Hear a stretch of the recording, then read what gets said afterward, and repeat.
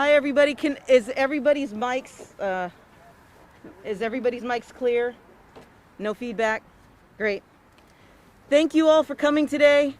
It is an honor to be able to introduce to you somebody who I think has done great things for the city and is going to do amazing and great things for the city. Thank you for showing up today. Thank you to our friends and family for being here. I would like to introduce Mr. Bruce Harrell.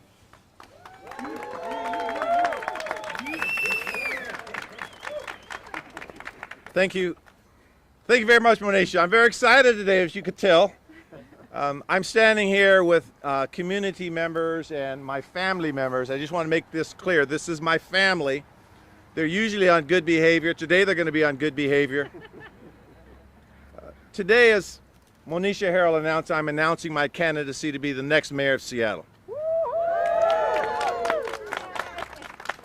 I think it's very fitting that during the coming of spring, where we think about a rebirth and revitalization, a resurrection, if you will, that it's appropriate that I announce my candidacy. And people ask, of course, the inevitable question, why? And I say, in so many words, look what Seattle has become. It's not political theater when people continue to live under bridges and in cars. It's not political theater when buildings are vacant and boarded up. It's not political theater when racial hatred and crime are commonplace in our city. This is not the Seattle that I was born, where I was born. This is not the Seattle where my black grandparents came from to escape the Jim Crow laws of the South for opportunity and hope. This is not the Seattle where my Japanese parents left a small village in Kumamoto, Japan to seek refuge and build a community for themselves and to engage in hope and love. This is not the Seattle that was the basis for their dreams. Last year, about this time, in March of 2020, I was serving as the chairman of the board of an African-American nonprofit organization whose mission it is to raise money for educational scholarships to underrepresented students, particularly African-American students. Our members and volunteers and leaders, many of whom are here today, work tirelessly to raise money for these kids. And with their tireless efforts, they were raising $30,000, $40,000 per month. And in March of 2020, it stopped. Zero revenue, month after month after month. Well, being proactive and being part of an organization that has been around since 1948, we started passing out masks and talking to people about the ravages of COVID, particularly in underrepresented communities. We dug in our own pockets to give money to people to help pay for their food and pay for their rent. And at the same time, we saw our government at all levels epitomize ineffectiveness, divisiveness, finger pointing. We saw racial violence this summer and property destruction and hopelessness in perhaps unprecedented levels. And many of the people in this community and organizations would call me and text me, ad nauseum, I might admit, and say, Bruce, what are you going to do? So I talked to my wife and other family members. I talked to my niece, Monisha Harrell, and they said, rise up, it's our time. I talked to civil rights and community leaders like Gerald Hankerson. I talked to Commissioner Steinbrook, who spent decades fighting for underrepresented communities. And I said, what are you guys thinking about? They said, it's our time. They didn't say it was my time. They didn't say Bruce's. They said it's our time. Because my candidacy is going to be about bringing about leaders, effective leaders, and letting them shine, letting their brilliance shine.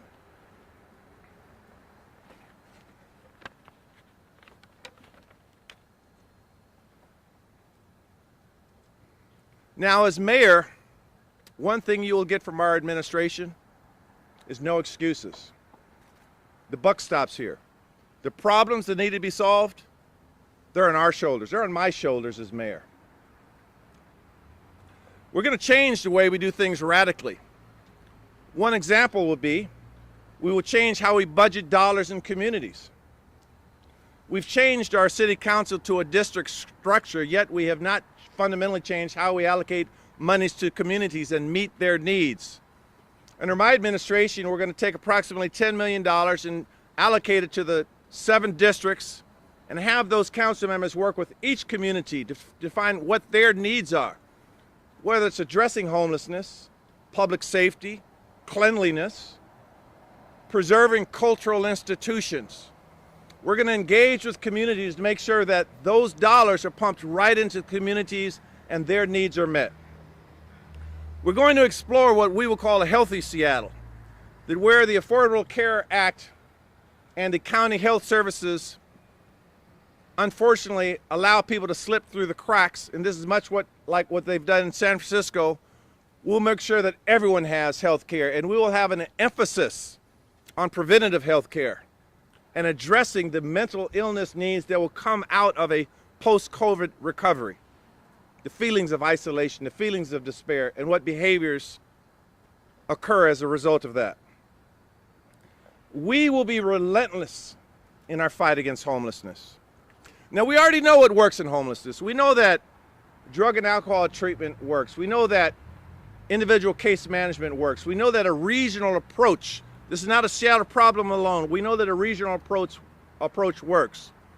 We know that rapid rehousing with a housing first policy works. We know that. But what we are not doing, we're not asking a fundamental question. And that is, what can everyone else do? Under my administration, we are going to mirror an agency to allow everyone to participate. And whether you donate $1 or $100,000, it makes no difference. We will raise millions of dollars.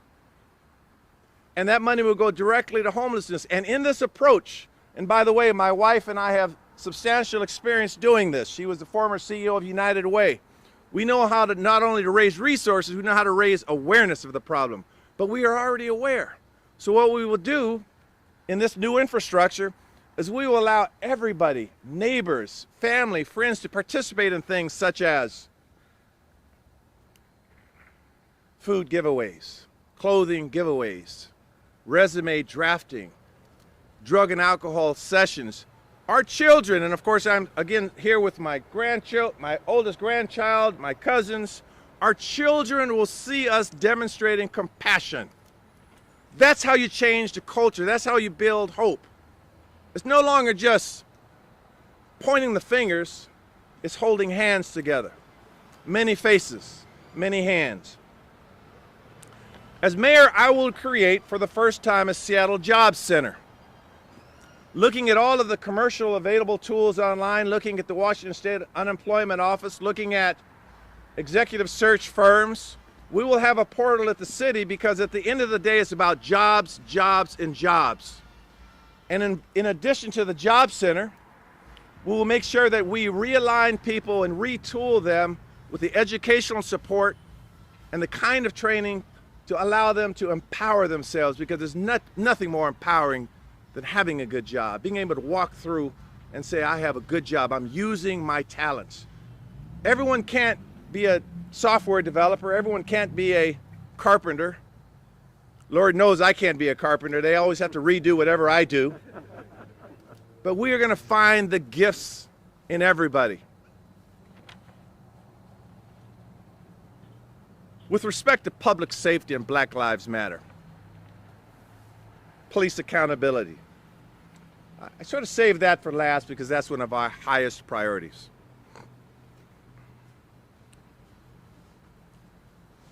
The other day I watched the 8 minutes and 46 seconds of George Floyd's murder. And I'm going to ask voluntarily that every sworn police officer watch that 8 minutes and 40-second video. And I'm going to ask them to sign a statement that says a very simple statement, that the inhumane treatment of fellow human beings will not be tolerated in Seattle. We're going to start from that baseline.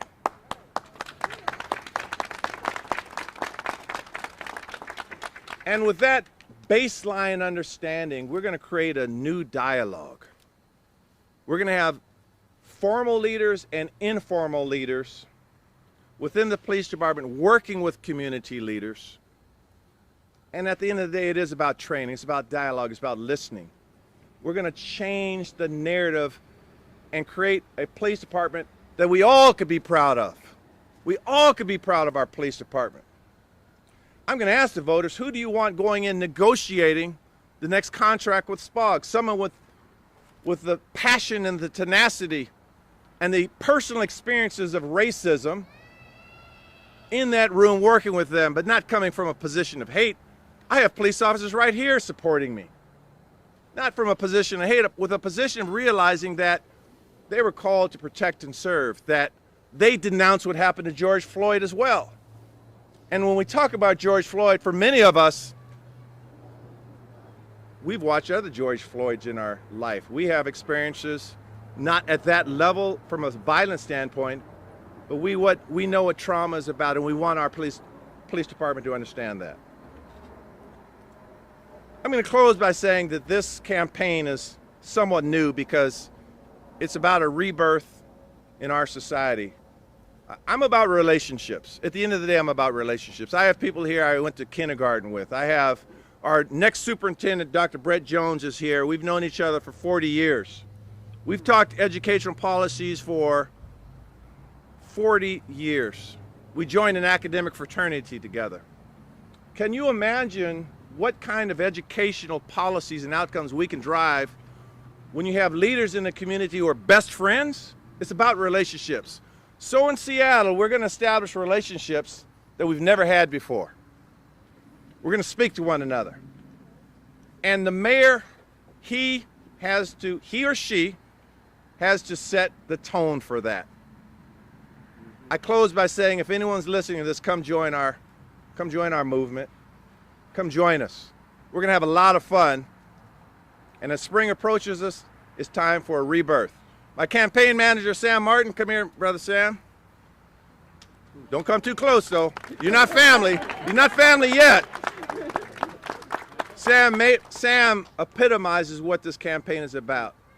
He didn't know I was going to say this, but this brother, he has a master's degree and an undergraduate degree from our local schools, University of Washington, Seattle U.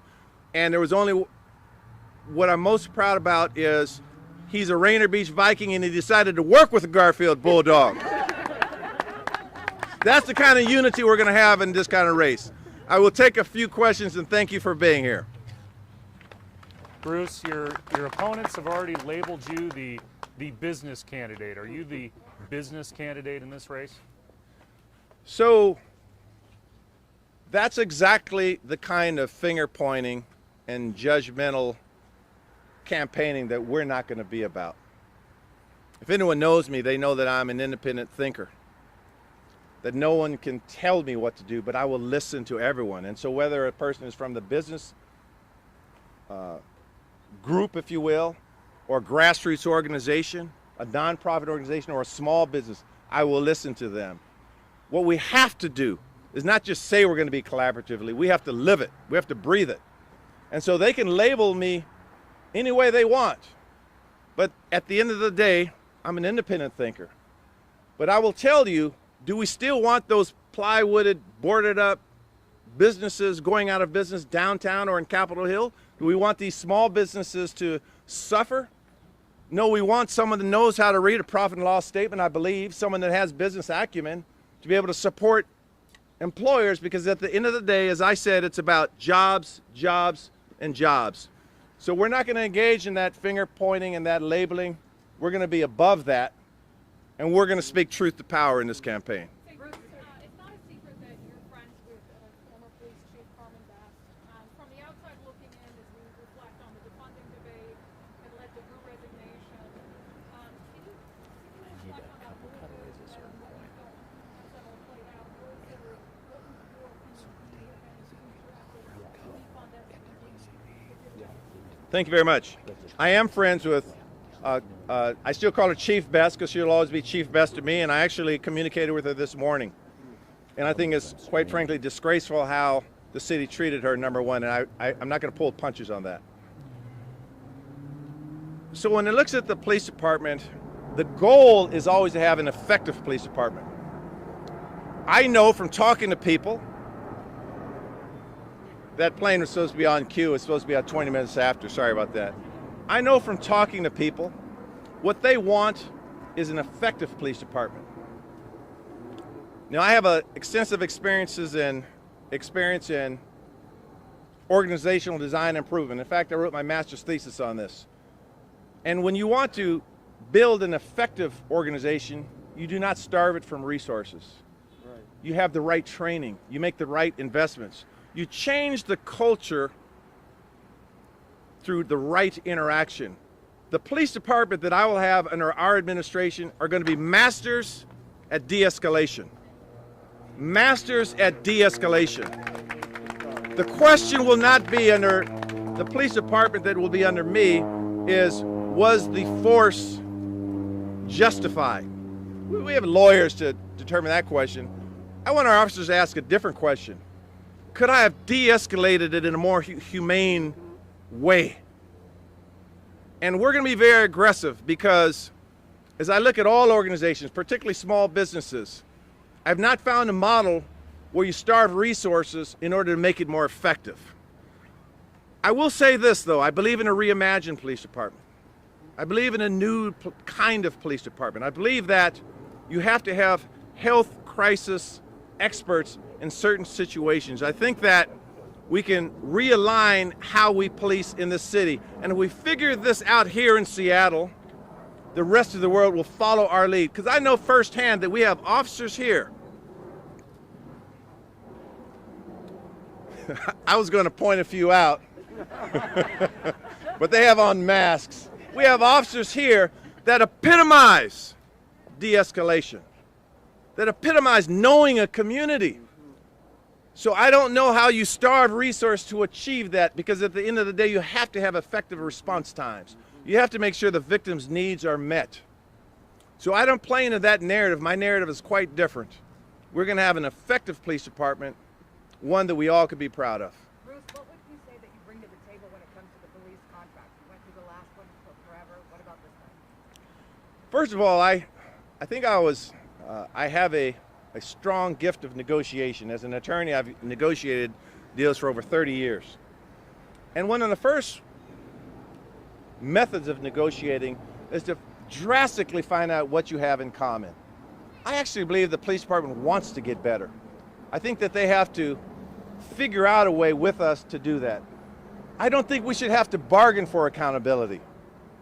I don't think we have to bargain for accountability. This should be something that they said when they decided to be a police officer and they took that oath. They said, you know what? I'm going to learn how to de-escalate. I'm going to learn how to deal with people that perhaps I didn't grow up around. Perhaps they don't look like me. And I want to learn to do that.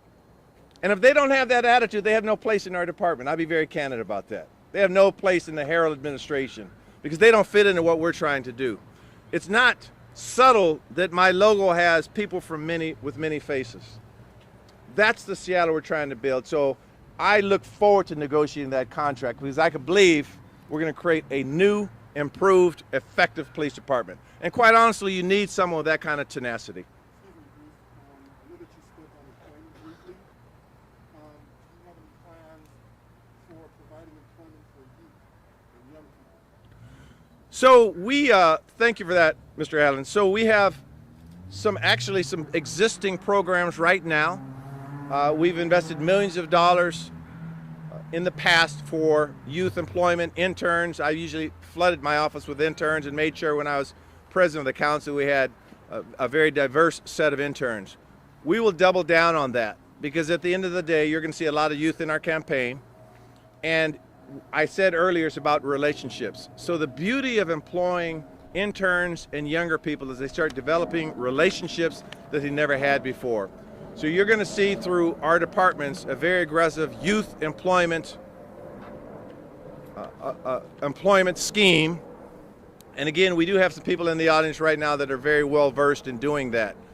But that's going to be where a lot of the action will be, because if you grew up like me, we didn't have as many relationships with people outside of our immediate circle. I want to expand that. thoughts on the question. Asian attack? You're biracial. Your mom's Japanese American. Your dad's black. With that said, one of the inconvenient truths right now is that some of the attacks are being perpetrated by black people on Asians. How do you bridge the communities right now? Do you see that as a potential challenge moving forward for you? First of all, I disagree with your narrative that some of these are done by black people. Some of these are done by all people. Let's just look at the statistics. I don't condone violence from one individual to another under any circumstances. And what we're seeing is this vicious attack against Asian Americans. What we're seeing, once again, things that many people have seen for decades and decades. That racism is real, that racism has to be rooted out, racism has to be called out, and we have to do everything possible to not only see it, but to stop it. So I'm very protective of my family, I'm very protective of my friends. And now I understand, I'm talking to a lot of Asian Americans right now about what they're experiencing. It's completely intolerable. So what we have to do, again, is we have to have more dialogue, and quite frankly, we have to prosecute those committing these violent crimes. This is showing America exactly who we are here in Seattle. Now, I grew up in Seattle where, as a young kid, my father, who would take me fishing, we wouldn't fish on the north side of the canal because we were told stories in the 50s and 60s about what that looked like. And so coming into the 70s, we had fears. I go there all the time now. Some of my favorite restaurants are over there. But what we're seeing that's happening to Asian Americans, that anger just didn't start yesterday. It didn't just start with the coronavirus. That anger has been there all along. So we're going to put an end to it, and I thank you for your question. All right, thank you everybody for coming today. If you have any additional questions, please see our campaign manager, Sam Martin, and we'll get you taken care of. Thank you so much for joining us.